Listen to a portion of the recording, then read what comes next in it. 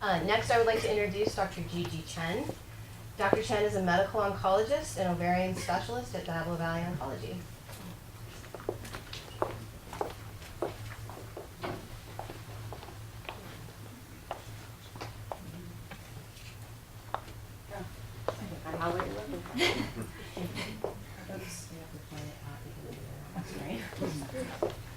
Thank you, Shao.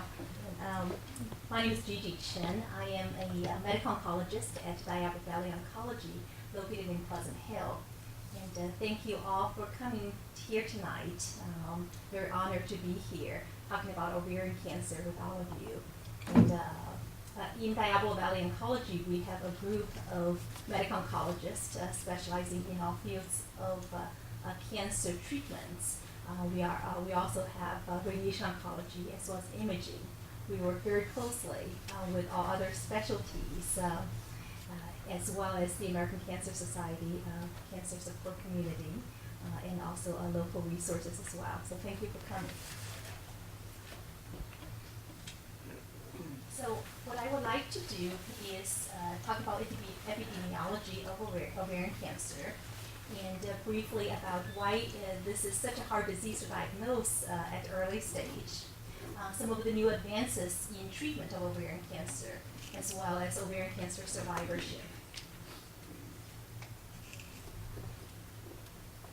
First, I would like to read to you a definition of cancer survivor. This is a quote from the National Cancer Institute. An individual is considered a cancer survivor from the time of diagnosis through the balance of his or her life. Family members, friends, and caregivers are also impacted by survivorship experience and therefore included in this definition. And I know we have a lot of cancer survivors here today. So for cancer survivors, it is not just you live, it is how you live.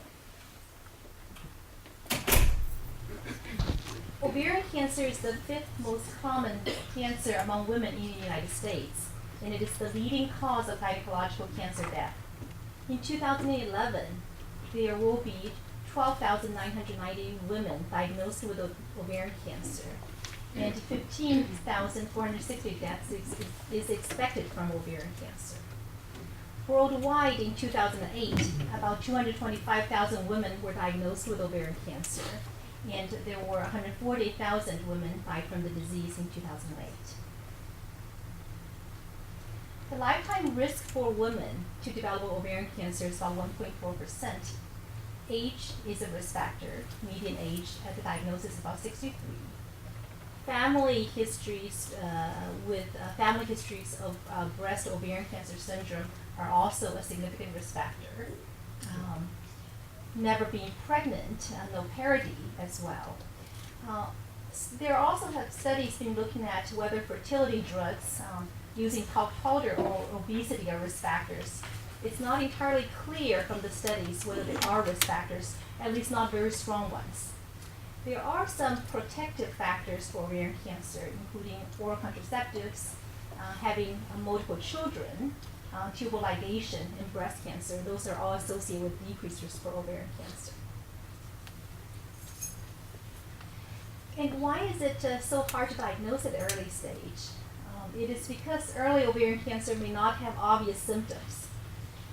As the cancer develops, people can have pressure or pain in the abdomen, pelvis, or swollen legs, or nausea, feeling tired. Less commonly, people can have shortness of breath, more urination, or vaginal bleeding. But most of those symptoms are not due to cancer. So if one develops these symptoms, she should talk to her primary care doctor so more investigation can be done.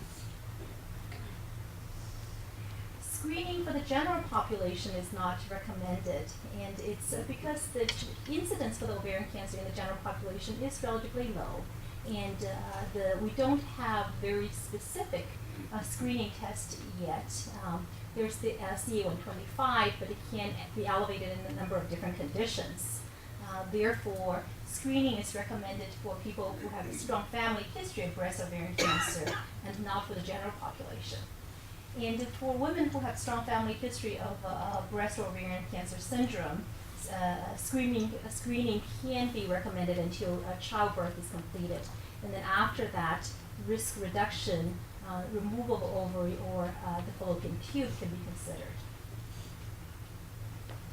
Over the years, we have made great advances in ovarian cancer. As you can see, since 1964, where the first FDA-approved cancer drug was developed, we have had a number of new medications that's been developed. For many of you who have had cancer therapy, the traditional chemotherapy drugs that we have used, including carboplatin and Taxol, which is still the backbone of our treatments.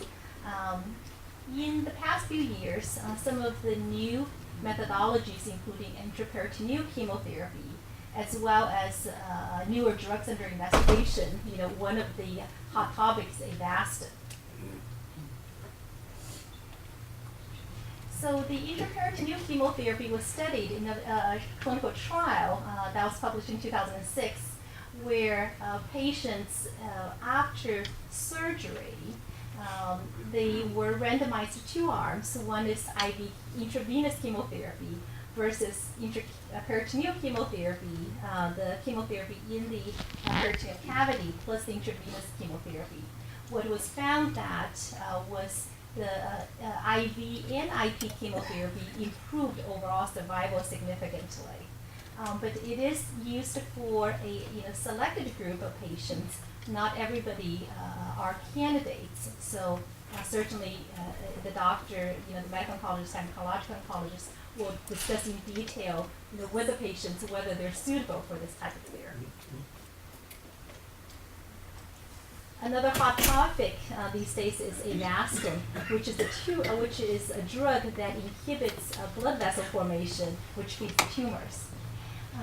Recently, about a year ago, there was a large clinical trial that looked at the chemotherapy with carboplatin Taxol alone intravenously, compare that with the chemotherapy plus Avastin for just 6 cycles versus chemotherapy plus Avastin for the 6 cycles after that patients continue with the maintenance arm. And what they found was that in terms of keeping the cancer away, the chemotherapy plus the Avastin arm were able to keep the cancer away for a much longer period of time. The overall survival data is still not very mature yet, and however, this has led to a lot more investigations. So a lot of the GOG studies now incorporate Avastin to see if we see a survival advantage and to see if that can be used in the upfront setting in the treatment of ovarian cancer. So the surveillance of ovarian cancer, including monitoring for recurrence and screening for other cancers, lifestyle intervention to reduce the risk, genetic testing. So guidelines recommend physical examination, pelvic examination every 2 to 4 months for the first 2 years, and then every 3 to 6 months for 3 years, after that annually. CA-125 is checked at visits.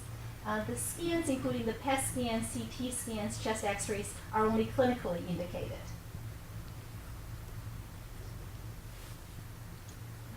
There's usually a big question about CA-125 because we usually watch CA-125 pretty closely, and it can raise a lot of anxiety in the surveillance of ovarian cancer. What we see is that the natural history of the CA-125 is usually high at the diagnosis, and then after the surgery, after the initial treatment is finished, it gets to be quite low. It can go up, and it can go up quite a few months before one has any symptoms, including pain, bloating. So the question, would be when would be the best timing to restart another treatment? There was a recent European trial that looked at this question of, whether one should start treatment at the first elevation of the CA-125, or is it okay to wait until, if one has any symptoms? So in that trial, they actually had over 1,400 patients, and the CA-125 were done, but the patient didn't know the result. For those patients whose CA-125 was twice the normal range, they were randomized to early treatment versus a delayed treatment, meaning treatment at the onset of the symptom. And in that particular trial, the result actually was interesting because it did not find that early treatment improved survival. And the people who started treatments quite early had a worse quality of life, because of the chemotherapy-associated side effects. So it challenges the belief that earlier treatment for recurrent cancer must be better. However, I think this the jury is not entirely out. So this is a subject that you need to talk to your gynecological oncologist and medical oncologist very closely. Because certain recurrences would include one site of recurrence in which surgery and the treatments to that site is going to significantly improve the overall survival. Also, we do know that chemotherapy probably can be delayed in a lot of patients until he or she has any signs of any clinical symptoms of recurrence.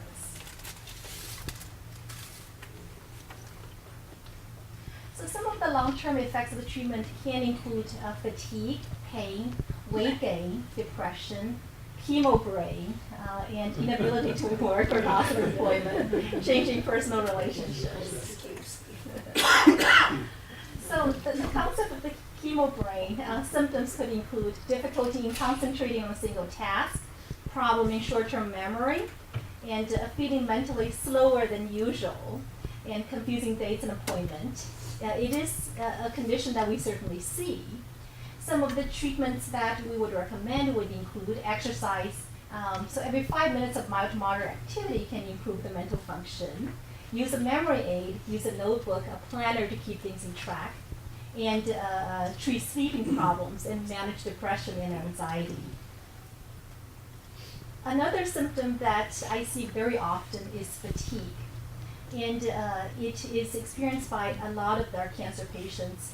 The cause can include surgical treatment, chemotherapy, or radiation.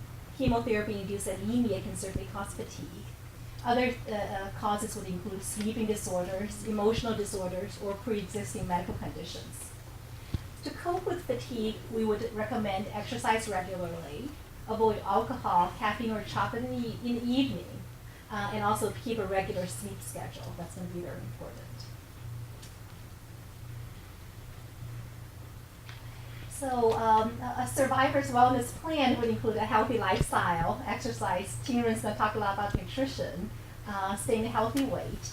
I think over the past years, we've made great strides in developing new medications as well as new techniques in keeping the cancer away for a much, much longer period of time, curing more patients.